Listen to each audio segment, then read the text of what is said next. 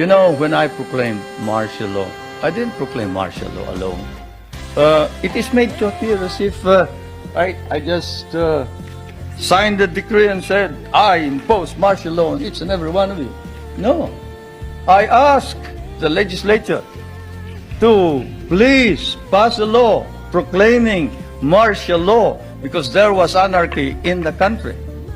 Now, let me say this. The opposition was strong.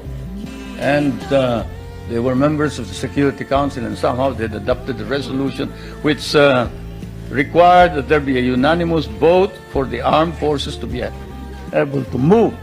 And therefore the armed forces was immobilized. At the same time, I asked the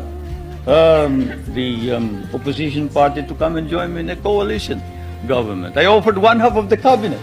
And of course they laughed at me and said, why should we join you? We're going to take over the government. By the time you are through with the exercise, you're dead, politically and otherwise. So, and they refused to join me. I asked the advice of the judiciary. I asked the Supreme Court justices, the Court of Appeals justices, and the members of the private sector. And all of them told me there's only one man who can proclaim martial law, and that is the president. And you are it.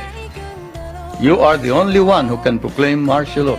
This is why I must carry this particular mark in our history. I could not have transferred it to the legislature. Why? Because the legislature did not have the power. What does the Constitution provide?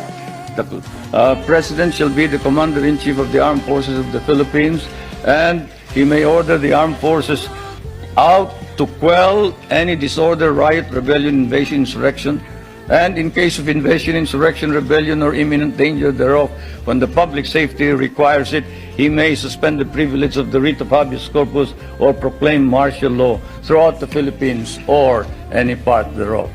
What does that provision provide? It provides that only the President can proclaim martial law. I repeat, that is why I had to assume responsibility. And I am not one for shirking duty. The people said there was necessity for proclaiming martial law. And the people said, you are the only official who can proclaim martial law. So I proclaim martial law. And I sincerely believe that it was necessary to proclaim martial law to install order and stability because there was complete anarchy throughout the country at the time.